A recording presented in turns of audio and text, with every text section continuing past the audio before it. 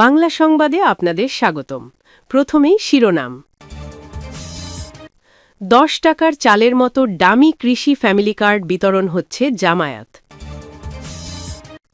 প্রধান উপদেষ্টার সঙ্গে সাক্ষাৎ করতে যমুনায় তারেক রহমান।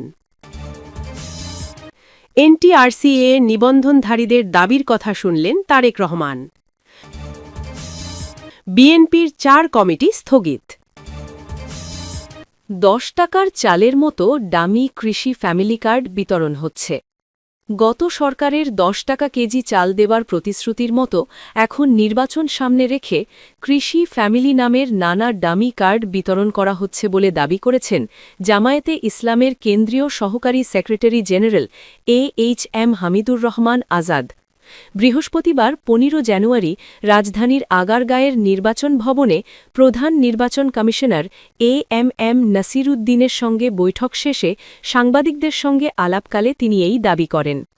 হামিদুর রহমান বলেন, ১০ টাকার চাল আপনারা মনে হয় পাইছেন, আমরা কিন্তু পাইনি, জনগণও পাইনি, ঘরে ঘরে চাকরিও আমরা পাইনি। এজন্য আমাদের ছাত্ররা বৈষম্য বিরোধী আন্দোলন করে সরকার পতন করেছে। যেহেতু তারা চাকরি পায় নাই ঘরে ঘরে, এমনকি ন্যায্যটাও পায়নি, মেধাভিত্তিকও পায়নি, সে ধরনের প্রতারণা বিগত দিনে হয়েছে। এখন একইভাবে ফ্যামিলি কার্ড, কৃষি কার্ড, নানা কার্ডের বাহানা দিয়ে ডামি কার্ড বানিয়ে ঘরে ঘরে বিলি করা হচ্ছে। তারা বলছে, এই কার্ড আমরা দিয়ে যাচ্ছি, আমাদের ভোট দিলে তুমি এই সুবিধাগুলো পাবে। আমরা কমিশনকে এই বিষয়ে বলেছি, এটা বন্ধ করেন, ভোটাররা প্রতারিত হচ্ছে। অতীতের মতো একইভাবে ভোট প্রভাবিত হবে, এতে জনগণের পছন্দের প্রার্থী নির্বাচিত হবেন না। জামায়াতের এই নেতা বলেন, কিছু কিছু কর্মকর্তা ইতিমধ্যে চিহ্নিত হয়েছেন, তারা নিরপেক্ষতা হারিয়েছেন, বিতর্কিত হয়েছেন, এক এক জায়গায় এক এক নিয়ম করেছেন। যেমন দ্বৈত নাগরিকের ক্ষেত্রে এক এক জায়গায় এক এক নিয়ম হয়েছে। আবার শুনছি আইন শিথিল করার কথা, শর্ত থাকলে সবার জন্য হোক, না থাকলে কারো জন্য না হোক। ঋণ খেলাপির ব্যাপারে একই প্রশ্ন উঠেছে, কোথাও বৈধ হয়েছে, কোথাও অবৈধ হচ্ছে। দেশ যেন একটি সুন্দর সুষ্ঠু নির্বাচন উপহার পায় সে আশা প্রকাশ করে তিনি বলেন, প্রশাসনের নিরপেক্ষতা না পেলে লেভেল প্লেয়িং ফিল্ড হবে না।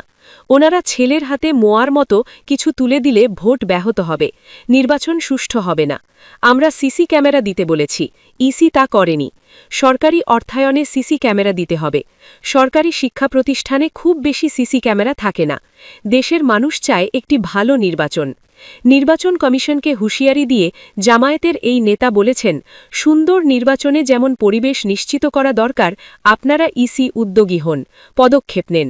রাজনৈতিক দল হিসেবে, সহযোগী শক্তি হিসেবে আমরা আপনাদের পাশে আছি। যদি আইনের ব্যর্থতায় একতরফা সব করতে চান, সেক্ষেত্রে আমরা আমাদের দায়িত্ব পালন করতে বাধ্য হব। আমরা একটা রাজনৈতিক শক্তি।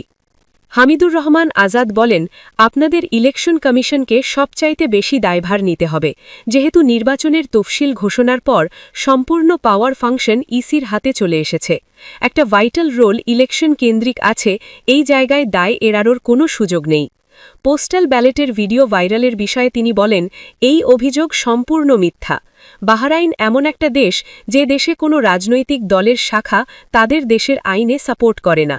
বাংলাদেশের নির্বাচনী আইন অনুযায়ী রাজনৈতিক দলের নিবন্ধনের যে শর্তাবলী আছে, বিদেশে রাজনৈতিক দলের কোনো শাখা থাকতে পারবে না। আইনের প্রতি শ্রদ্ধাশীল হিসেবে আমরা অলওয়েজ এটা মেনটেন করেছি, যদিও মিডিয়ায় বিভিন্ন দেশের বিভিন্ন দলের শাখা আমরা দেখি। এ ব্যাপারে কোনো পদক্ষেপ নেই। যেখানে আমার দলের কমিটি নেই, রাজনৈতিক নেতা হওয়ার তো প্রশ্নই ওঠে না। হামিদুর রহমান আজাদ আরও বলেন, তফসিল অনুযায়ী নির্বাচনী প্রচারণা শুরু হওয়ার কথা ২২ ফেব্রুয়ারি থেকে, অথচ কিছু দল প্রচারণা শুরু করেছে। আবার আমাদের দলের প্রার্থীরা নির্বাচনী প্রচারণা করছেন না। স্বপ্রণোদিত হয়ে ম্যাজিস্ট্রেট এবং নির্বাচনী কর্মকর্তারা আমাদের হয়রানি করছেন, এই অভিযোগটা আছে। আমরা অভিযোগ দায়ের করেছি, কাগজের স্তূপ পড়ে আছে, অথচ কোনো অ্যাকশন নেই। তাহলে এখানে নির্বাচনী সমতা রক্ষা করা হচ্ছে না। তিনি বলেন, একদিকে আচরণবিধি লঙ্ঘন করছে তারা, অথচ ইসির কোনো অ্যাকশন নেই। আর যারা আচরণবিধি লঙ্ঘন করছেন না, হয়রানি করার জন্য তাদের জরিমানা, নোটিশ সহ নানান কার্যক্রম চালানো হয়েছে। কমিশনকে আমরা এটা বলেছি, এটা বন্ধ করতে হবে। প্রধান উপদেষ্টার সঙ্গে সাক্ষাৎ করতে যমুনায় তারেক রহমান। অন্তর্বর্তী সরকারের প্রধান উপদেষ্টা ড মুহাম্মদ ইউনূসের সঙ্গে সাক্ষাৎ করতে যমুনায় এসেছেন বিএনপির চেয়ারম্যান তারেক রহমান। বৃহস্পতিবার ১৫ জানুয়ারি রাত ৭টা ২৬ প্রধান উপদেষ্টার বাসভবনে পৌঁছায় তারেক রহমানের গাড়িবহর। বিএনপির মিডিয়া সেলের অন্যতম সদস্য সাইরুল কবির খান জানান, তারেক রহমান সপরিবারে প্রধান উপদেষ্টার সঙ্গে সাক্ষাৎ করতে গেছেন। এর আগে গত ২৫ ডিসেম্বর ১৭ বছর দেশে এসে হজরত শাহজালাল আন্তর্জাতিক বিমানবন্দরে নেমেই ফোনে প্রধান উপদেষ্টার সঙ্গে কথা বলেন তারেক রহমান। দেশে আসার ২১ দিন পর প্রধান উপদেষ্টার বাসভবনে দেখা করতে আসেন। যদিও এর মধ্যে গত ৩১ ডিসেম্বর প্রয়াত বিএনপি চেয়ারপারসন খালেদা জিয়ার জানাজায় সাক্ষাৎ হয় ড ইউনূস ও তারেক রহমানের।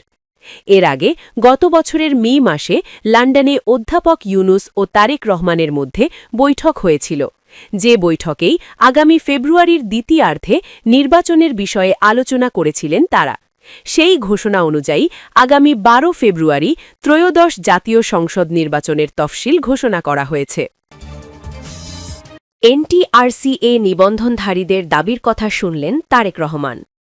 বাংলাদেশ জাতীয়তাবাদী দলের বিএনপির চেয়ারম্যান তারেক রহমান রাস্তায় দাঁড়িয়ে এনটিআরসিএ কর্তৃক নিবন্ধনধারী নিয়োগ প্রত্যাশীদের দাবির কথা শুনেছেন।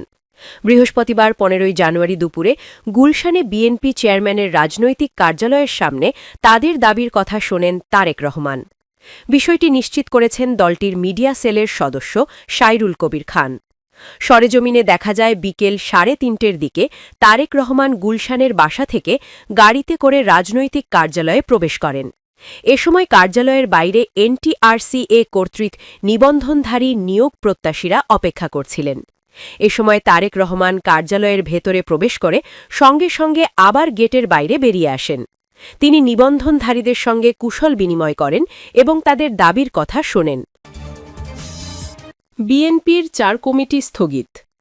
পটুয়াখালী জেলার অধীনে থাকা একটি পৌরসভা ও ৩টি উপজেলা কমিটি স্থগিত করেছে বাংলাদেশ জাতীয়তাবাদী দল বিএনপি। বৃহস্পতিবার ১৫ জানুয়ারি দুপুরে দলের সিনিয়র যুগ্ম মহাসচিব অ্যাডভোকেট রুহুল কবির রিজভীর সই করা এক সংবাদ বিজ্ঞপ্তিতে এ তথ্য জানানো হয়। বিজ্ঞপ্তিতে বলা হয়, সংশ্লিষ্ট সবার অবগতির জন্য জানানো যাচ্ছে যে পটুয়াখালী পৌরসভা, পটুয়াখালী জেলাধীন সদর উপজেলা, পটুয়াখালী জেলাধীন দুমকি উপজেলা ও মির্জাগঞ্জ উপজেলা বিএনপির বিদ্যমান কমিটিগুলো পরবর্তী দলীয় নির্দেশ না দেওয়া পর্যন্ত স্থগিত থাকবে।